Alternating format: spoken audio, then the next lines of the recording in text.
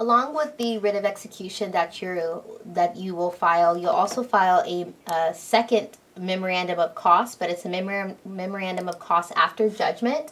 It's form MC012, and it's pretty standard. You're once again filling out the costs to file the actual writ, attorney's fees if permitted, and then the declaration of any accrued interest.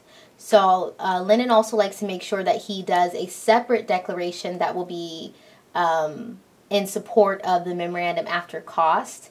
You use the typewriter function because this portion, see attached declaration, isn't actually part of the form. You click the typewriter function up here. No, that's print. Where is the typewriter? Typewriter up here. And then you type just see attached declaration so that the court can see Lennon's explanation of how he arrived at the accrued interest post-judgment. So you file your writ of execution and you file your memorandum of cost together. So let me minimize these two forms. The next thing that you may want to file, and now we're going to start to get into different ways in which you can collect your judgment, because there are so many ways. Now, what I just showed you, the writ of execution, the notice of entry of judgment, and the memorandum of cost will always have to be filed when enforcing judgment.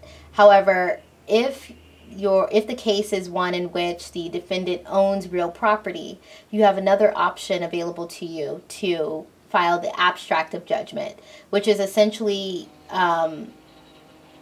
somewhat attaching a lien, if you will, onto any real property under the defendant's name. So the abstract of judgment, again, is located on the Cal Court Forms website, and you're just making sure to completely fill out the entire form. You're going to be the judgment creditor, any name of the judgment debtor, and last known address. This one here isn't completely filled out. If you happen to have the last four numbers of the Social Security or driver's license, you would put that here. Typically that information may be on the background report, but not always. So you continue filling out the form, and again, this one isn't filled out. I just pulled it off the Cal Court website. Any additional judgment creditors information will be on the second page as well, and the last known address. And you will file this again if the defendant owns property that you'd like to attach your a lien to. So that's the first step, to attach a lien on a real property. You're also going to want to file, if they own property, your notice of lien. Now, I myself haven't had a case where I've had to file the notice of lien, but it is a form still available on the Cal Court Forms website. And again, you're just going through and filling out the form accordingly. And what's a little bit different about this particular form that you'll need to keep in mind, if you are filing default against a company, you're also going to need to include a UCC filing acknowledgement from the Secretary of State. There's a filing fee of $10, and you're filing it against the actual organization. So again, if the defendant is a company, you'll need to file this addendum in addition to the notice of lien.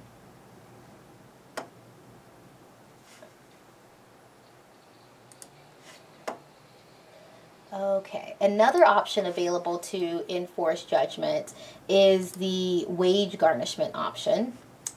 And let me just zoom this in here a bit.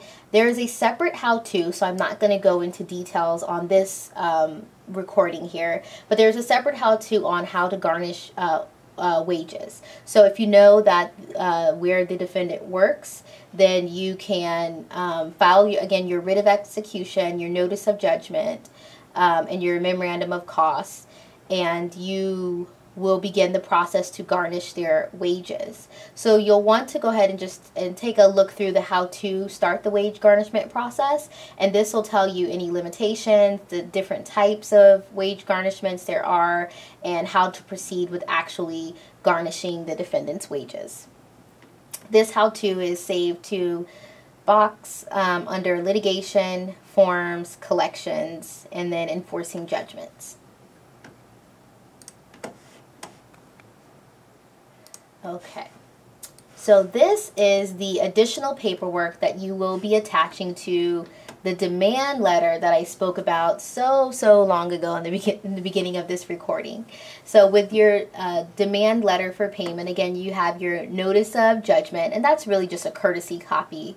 It's not required that you send it, but Linden does like that we send that to the defendant.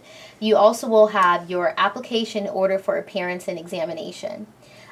This is a process by which Linden will have the chance to sit down with the defendants and go over any and all of their assets to know what process that we may need to take to start to actually be receiving monies from them. So this is a standard form on CalCourt forms, EJ 125 or AT 138. Not really sure why there's two separate ones for this one. And you just go through and you're filling out the form. To actually schedule the examination, you'll just need to call the court clerks of whatever department that you're in. And you want to try to schedule it, especially if it's a default and you've been unable to locate the defendant.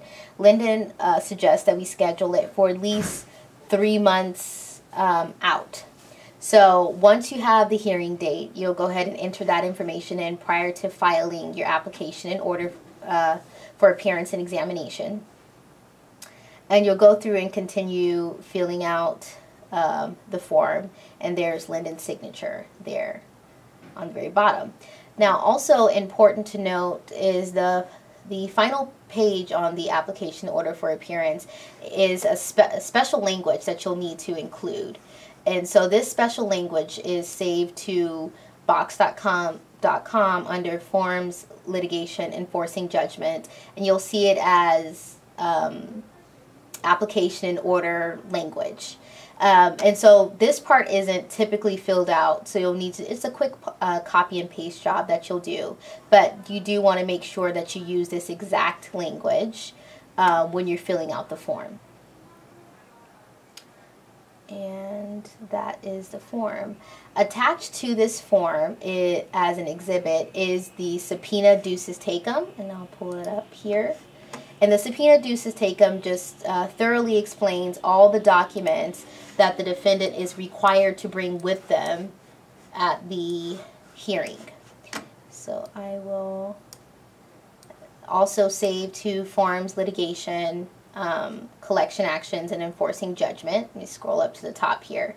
And this is what it looks like, a typical pleading form, but it's really just a thorough explanation of everything that the party is required to bring should it be in their possession. So any payroll receipts, bank account statements, savings accounts, stock certificates, and it gives a thorough accounting of any and everything you can think of by way of assets, all the way down to, looks like number 63. So you can find this form, again, saved to box.com. It's attached to your application in order for appearance. Sorry, that's here. And you're sending this as a courtesy copy with your demand letter to the defendant and your notice of, your notice of judgment. Notice of entry of judgment and the demand letter. So those are the most basic ways in which you can enforce judgments. Again, the required documents in any enforcement process will be your writ of execution, which expires 180 days after filing, your memorandum of costs, or after judgment, MC 0112, and from there it really is a case-by-case basis as to the best methods of which to actually seek and recover the monies that's owed to your client. So you have a way of abstracting a judgment on real property and filing a notice of lien. You also have an option to wage garnishments.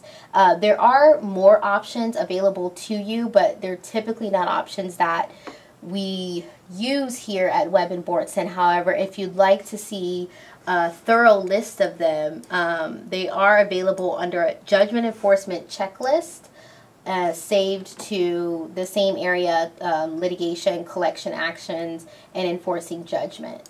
So here are all the ways, just here on the left-hand side, that one can enforce a judgment. And you'll see all the ones in bold are the ones that we typically do first and foremost. But you also have option for bank levies, if you need to renew your judgment, rid of attachment, vehicle levies. You can even suspend someone's driver's license. So again, typically we haven't gone that far here at Webb and Bordson, but those are other options available to anyone who's looking to enforce judgment. There's also a really good and thorough article saved on Box.com for how to enforce judgments, as well as the simple how-to checklist that I created as well. And that's it.